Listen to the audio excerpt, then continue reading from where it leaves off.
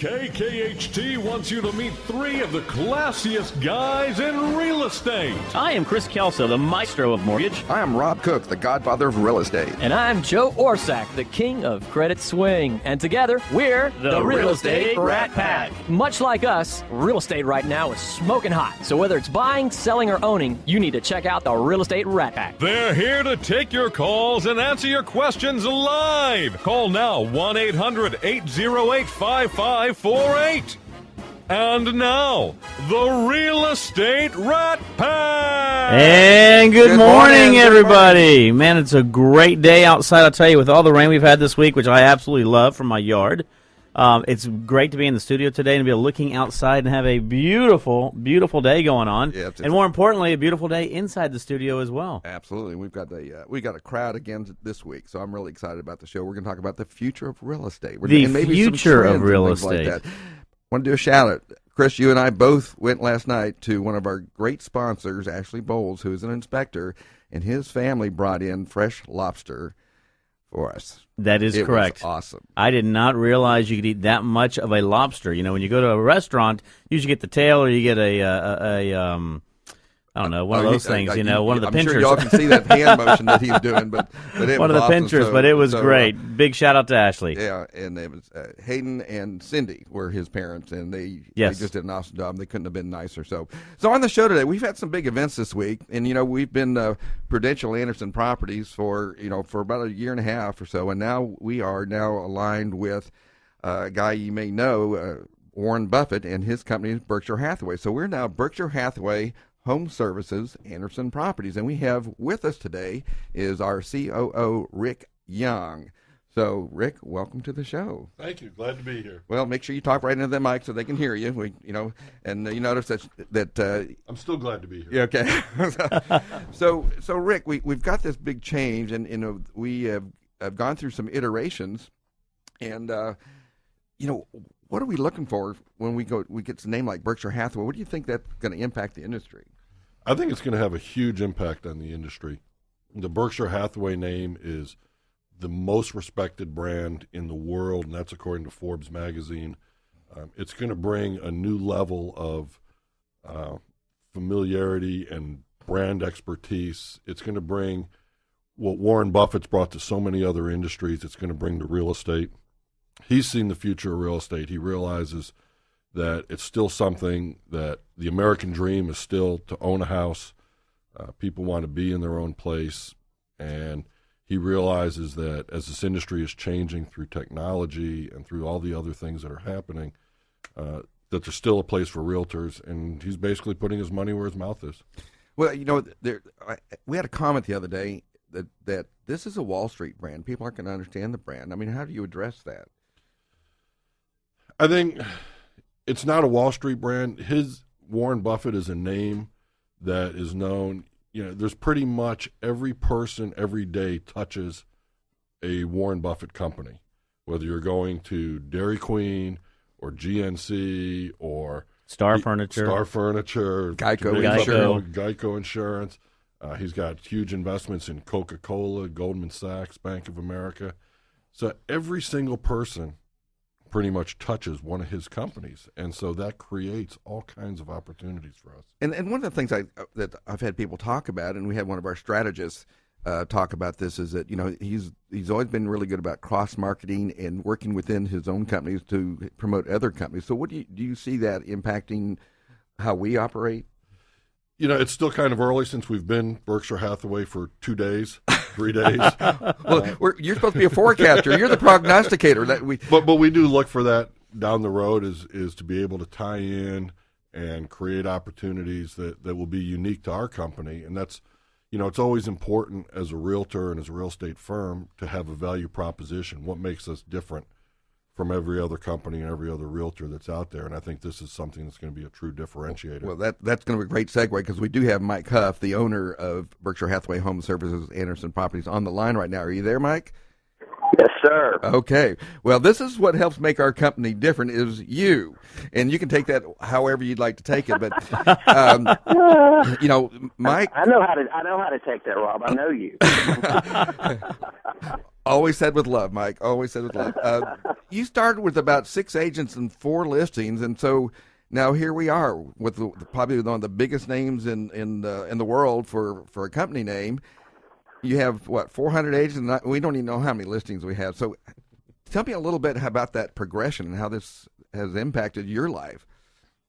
Well, I think the last 9 years has been an amazing ride for us. I'd love to take all the credit or even a portion of the credit, but the reason why we are where we're at and who we're at is for the people that we have working for us, such as yourself, Rob, and Rick, and all the other people that make up our company. We're only as strong as people that we have. And I think a couple of the things that we have had that have helped us, besides those good people, is when we get you on board in our organization, we have had very, very, very few people leave us. And we just continue to grow with good, strong people. It seems like every week you and Rick and myself are sitting down with stronger and stronger agents that just add to the strong agents that we have.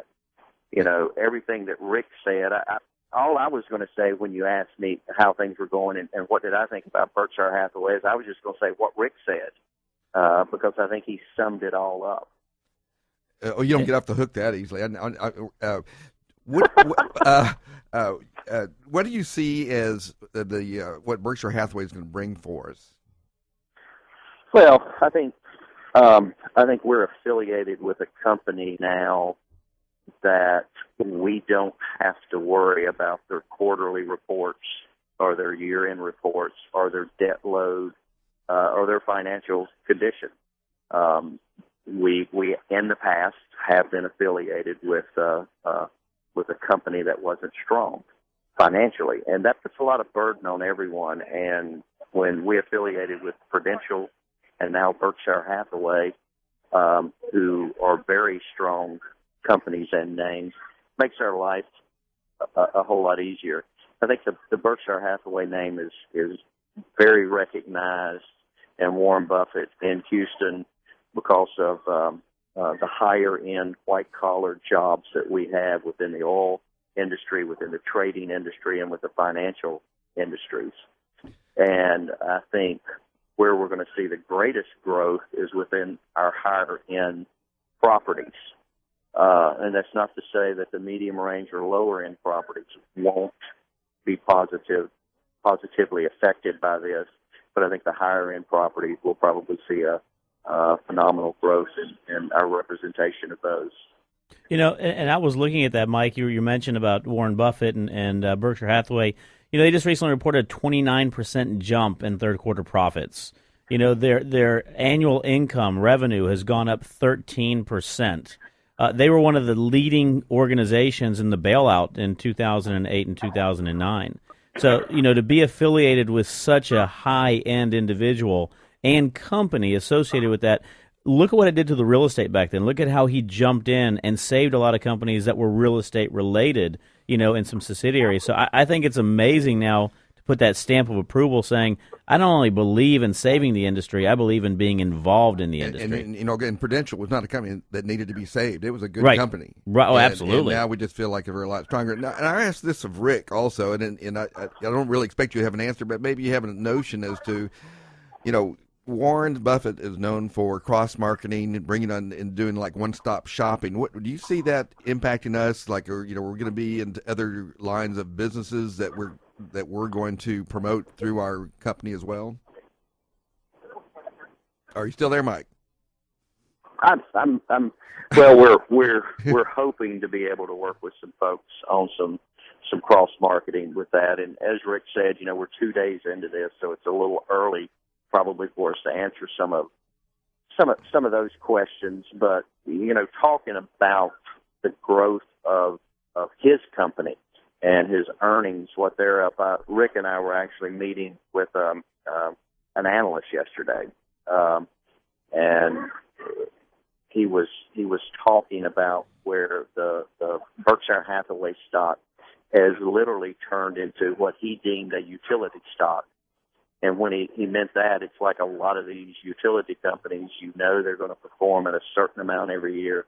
There's going to be a certain return on your company. It's just a good, solid, long-term stock. And I think you're seeing that with the growth and the announcement yesterday of his third quarter earnings. I heard that there's an astronomical price on one share of stock. Do you remember what that is? I'm sorry, I didn't hear you, Rob. That it was one share of Berkshire Hathaway is an astronomical amount. Oh yeah, the and I don't know what it closed at yesterday, but the stock, the grade A stock, is at $176,000+. Yep, yesterday 173, 122. Yep, that's a huge amount for one share. So I won't be calling my stockbroker ordering 100 shares of that. So if I would have known it was only 173,000, I would have bought an extra share yesterday. That's funny. So we've got some other great guests on the show, and I'm going to pick on Rick a little bit more as well. So I was going to let you go. I know you're probably at the Astrodome trying to get some of those auction items. So buy me some AstroTurf and maybe a couple of chairs and bring them into the office. I've been here, and I apologize. I've been here since before 6 o'clock this morning, and I'm trying to buy some seats from the stadium, and I'm in an endless line. And I apologize. I thought I was going to be able to get in here and get this done according to what they told me the timing would be, and be to the station. So thank you so much for taking my call. Oh, and absolutely. You know as well as I do that if you had to pick between me, you, and Rick, you and Rick are smarter than me, so they'll get a better. You'll get a better interview out of you guys. That's right. So, what would you like to leave our listeners with as I let you go? What kind of thought or the takeaway that would you like for them? If you're expecting to buy seats at the Astrodome that's the smartest thing I can say. No, we think there's still a real value in Houston in the housing market. We think we're going to continue to see low inventory and very active buyers for the next 18 to 24 months. And we don't think that there is a bubble effect here because the prices are still relatively low and very reasonable. And we'd love to be your realtor if we can help you in any form or fashion. Let us know. So, well, Mike, thanks so much for calling in, and I appreciate your time, and good luck on that auction. Thanks. We'll talk to you guys later. Take it easy, Mike. Well, that was really interesting stuff. So, if we had to lose him to somebody, at least a worthy cause. So I would agree there. And I didn't even realize today that they were going to be auctioning off the Astrodome items and stuff like that. So that's probably be pretty exciting. He says there's a big line down there. So anyway, we're going to kind of go back to Rick here. Mike, unfortunately, you weren't able to hear a lot of what Mike was talking about. He was talking about, that the market is still a very brisk market. I mean, we're about 3.2 months supply of homes still. So please, Everybody out there, please list your home. We need the inventory.